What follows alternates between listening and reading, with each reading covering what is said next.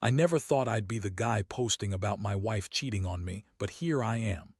Honestly, I should have seen it coming, but I was too busy trusting her, thinking we had a solid life.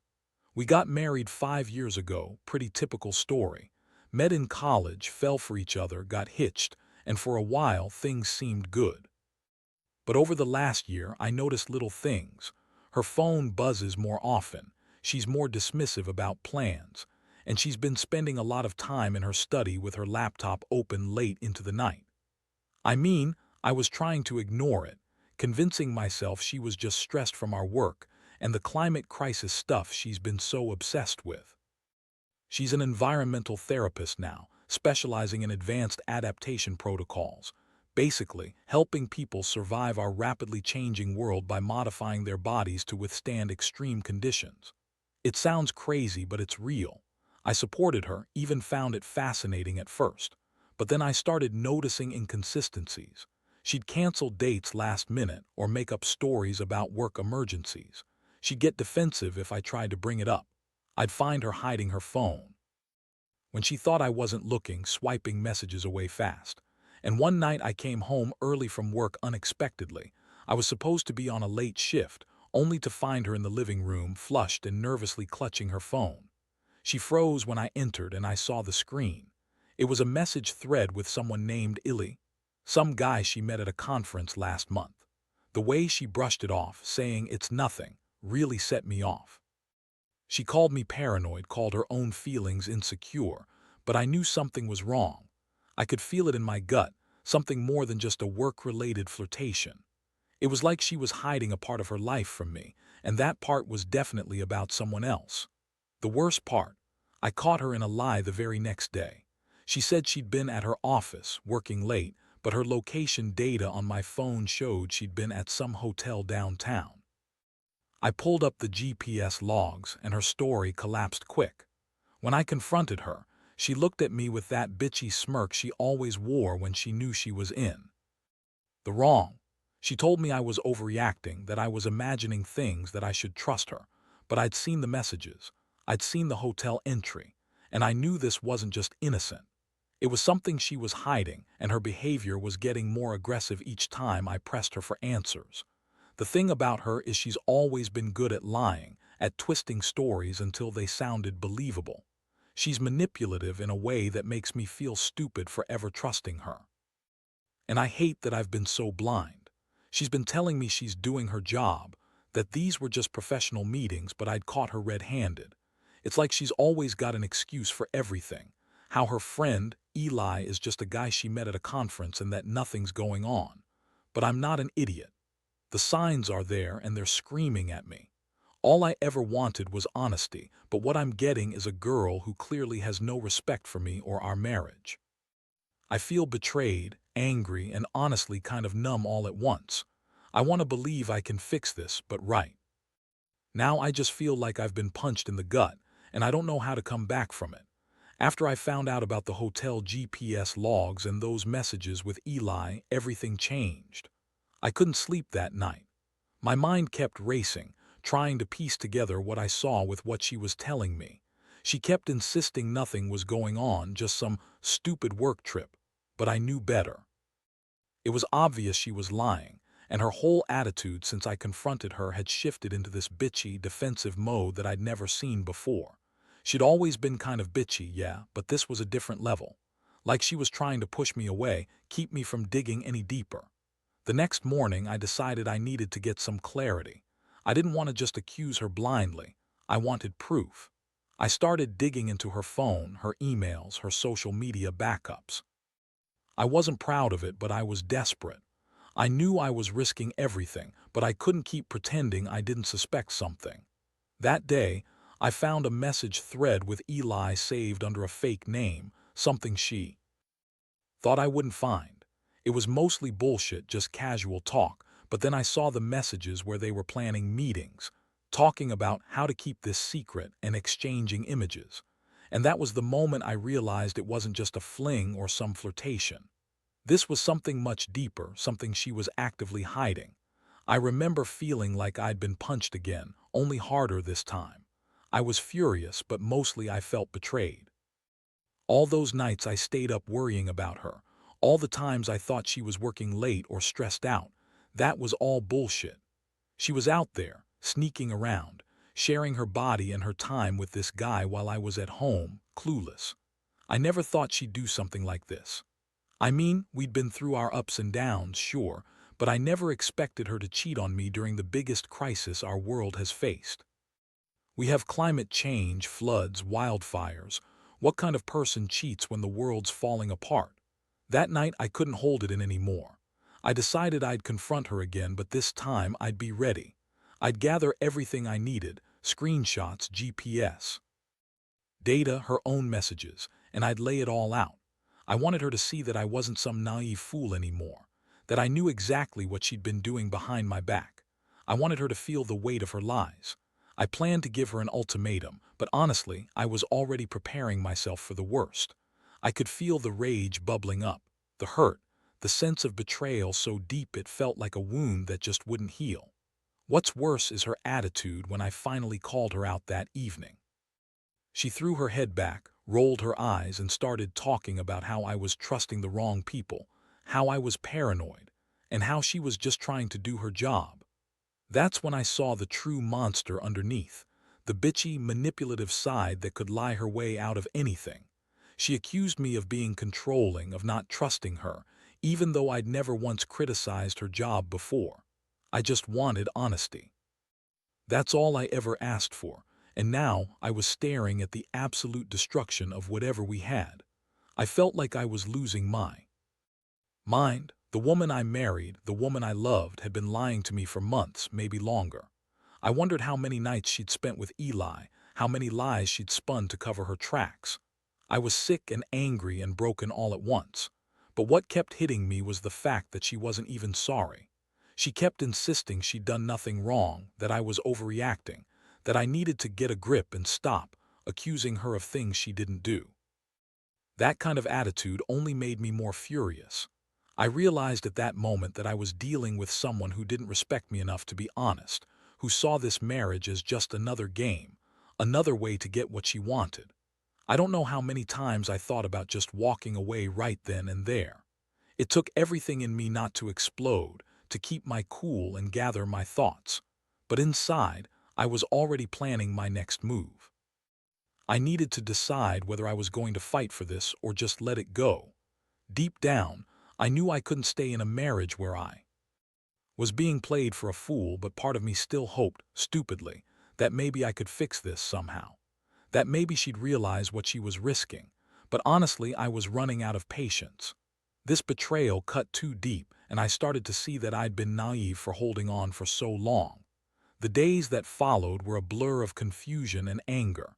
Every time I saw her, I felt this gnawing ache deep inside my chest.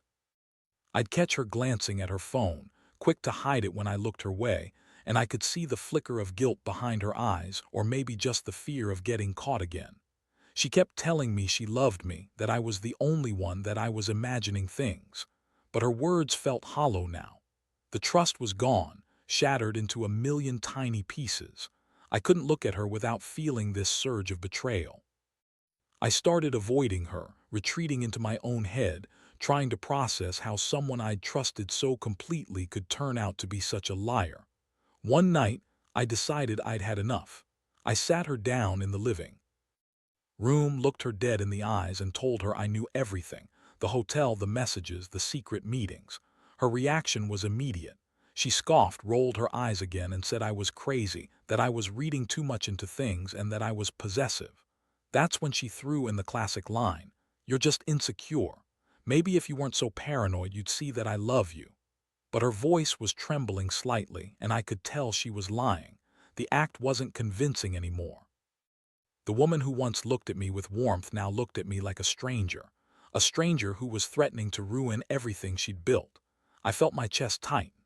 My mind raced with feelings I couldn't even name: rage, sadness, disappointment, all mixing together into one big mess.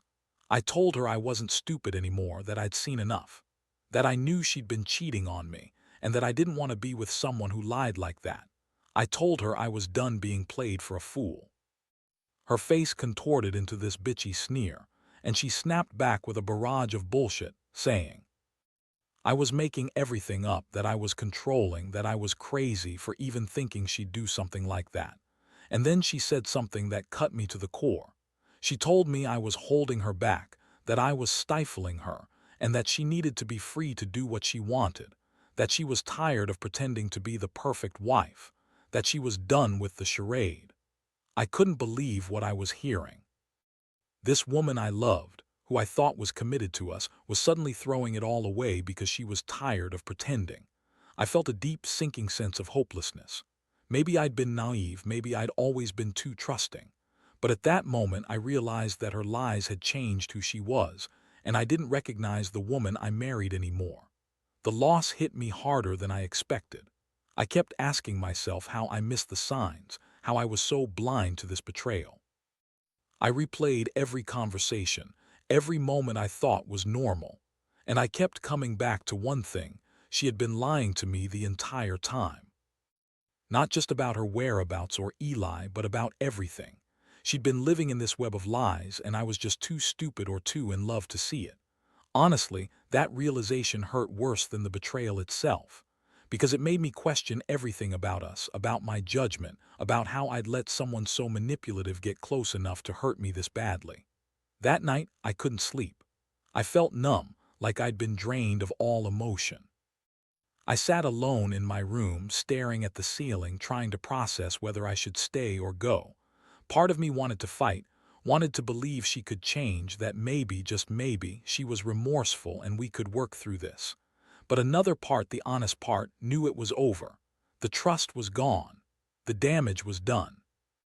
No matter how much I loved her, I couldn't erase the fact that she'd been unfaithful during one of the most critical periods of our lives, when the world was falling apart and everyone was supposed to be fighting to survive.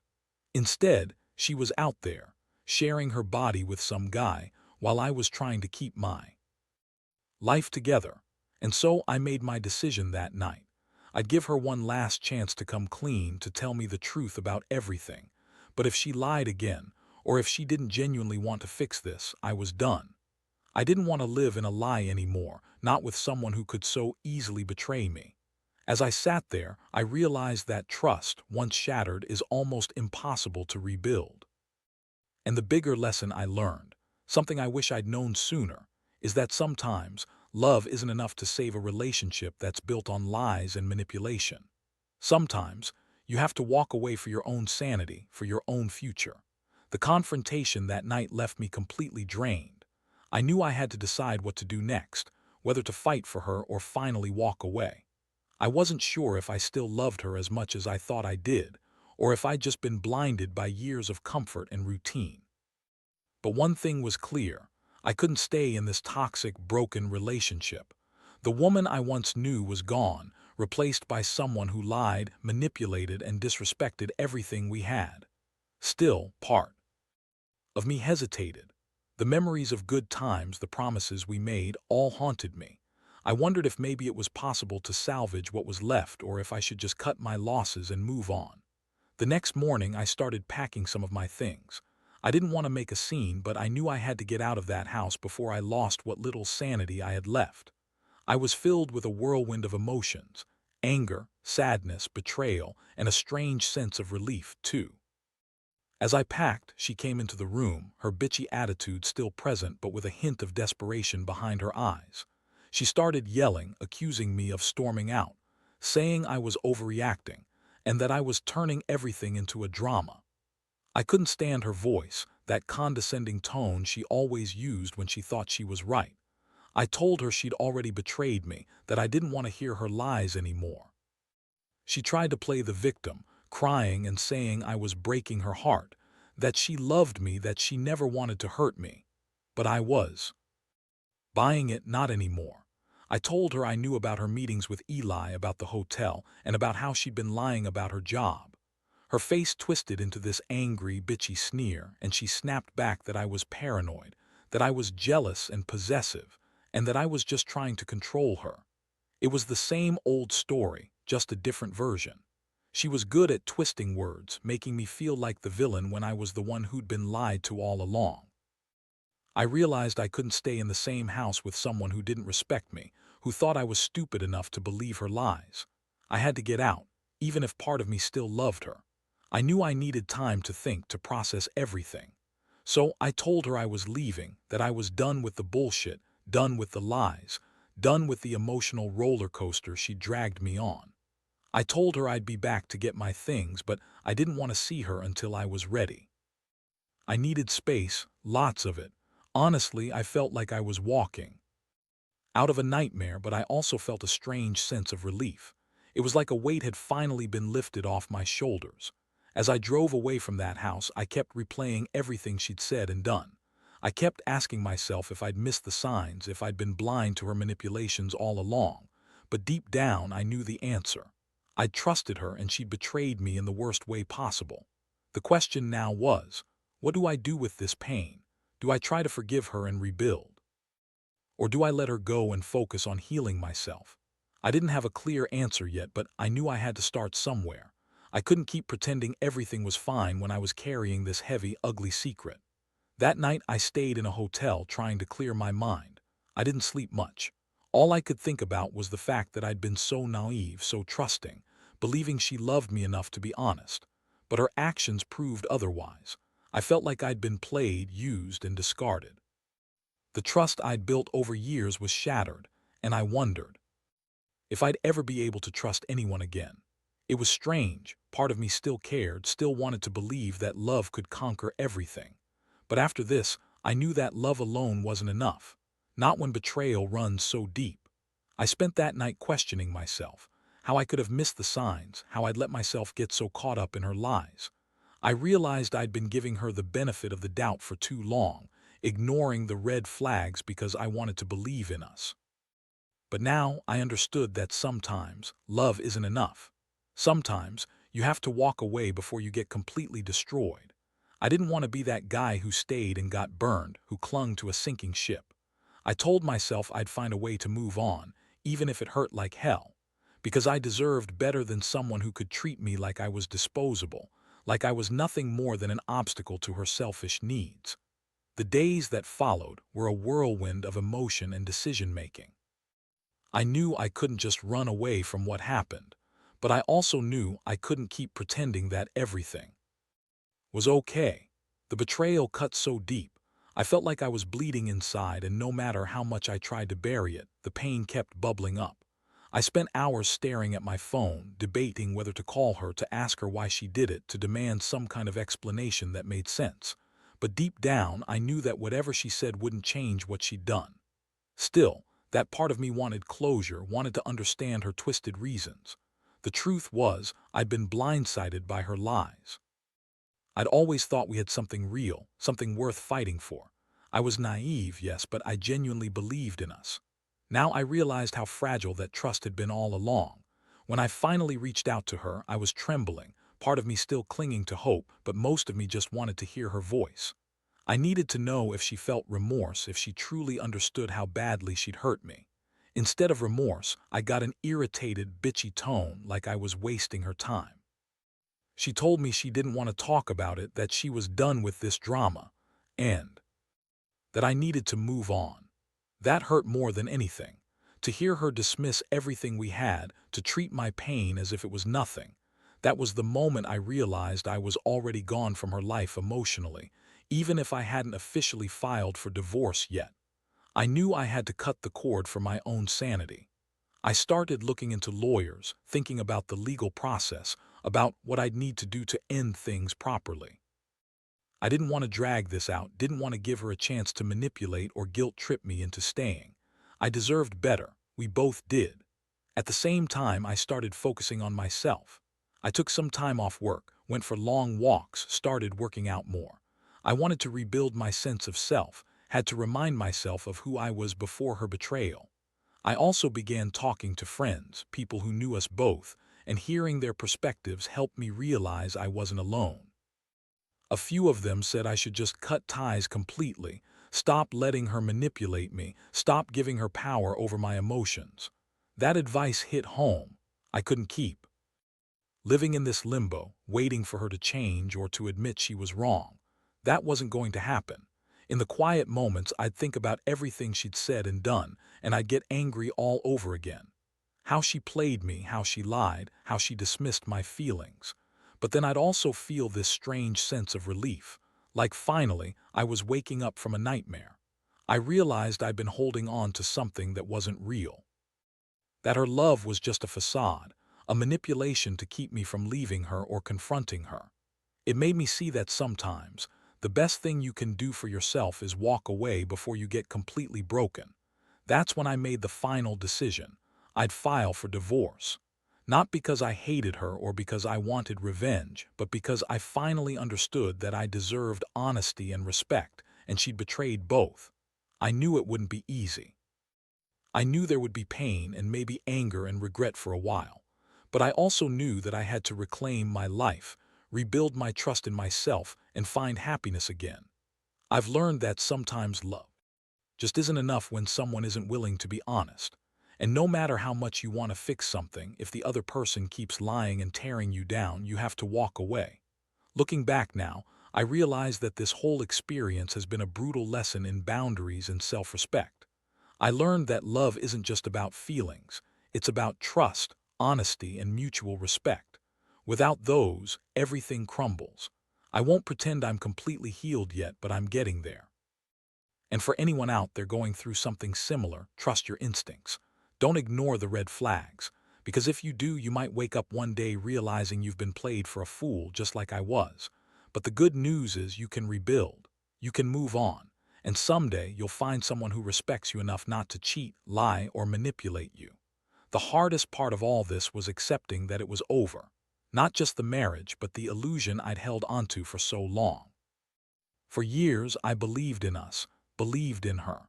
But the truth is, her betrayal shattered that belief into tiny shards I was forced to step over every day. Moving on wasn't just about divorcing her. It was about rebuilding my sense of self piece by piece. I had to learn to trust again, learn that I was worth honesty and loyalty, lessons I wish I had learned earlier. The pain still lingers, but each day I get a little better at managing it, at reminding myself that I deserve someone who values me, who treats me with respect. Looking back, I realize that betrayal isn't just about the act itself, but about what it reveals about the person who commits it. My wife's actions taught me that people can hide their true selves behind smiles and lies for a long time. I was naive to think I knew her completely, but I also learned that you can't change someone who chooses to cheat and manipulate. You can only change how you respond and what you allow into your life. I refuse to be a victim of her lies anymore. I won't let her define my future or steal my happiness. That's a power I've reclaimed now. It's funny, in a way. I used to think that love was enough to get through anything. And maybe it is, but only if it's grounded in honesty and mutual respect. Without those, it's just a fragile illusion that crumbles under pressure. I realize now I was holding on to a false hope, hoping she'd see reason, see what she was risking, but she didn't. She chose her own path, one of betrayal and manipulation. And I had to choose mine, freedom from the lies, even if it hurt like hell. So I'll keep moving forward. I won't forget what happened, but I won't let it define me either. I've learned that sometimes the greatest act of love you can do for yourself is to walk away from someone who doesn't value you, to end the cycle of lies and pain and start rebuilding from the ground up. It's not easy. It's messy and painful and sometimes lonely, but it's necessary, because I believe that someday I'll find someone who truly respects me for me, not for what I can do or what I can fix. To anyone reading this who might be going through something similar, I just want to say, trust yourself. Trust your instincts. Don't ignore the signs, no matter how nice or convincing someone seems. And remember, you're not alone. There are people who understand, who have been through it too, and who have come out stronger on the other side. You don't have to stay in a relationship that makes you feel small or unworthy. You deserve honesty, loyalty, and love that lifts you up, not tears you down. In the end, I've learned that betrayal can destroy, but it can also teach. It teaches you what you won't accept again, what you must protect within yourself. It teaches you that your happiness and self-respect come first. And it teaches you that even after the darkest storm, there's light. somewhere out there waiting for you to find it. I'm still on that journey, still healing, but I believe I'll get there because I've finally realized my worth. And no one, absolutely no one, has the right to take that away from me again.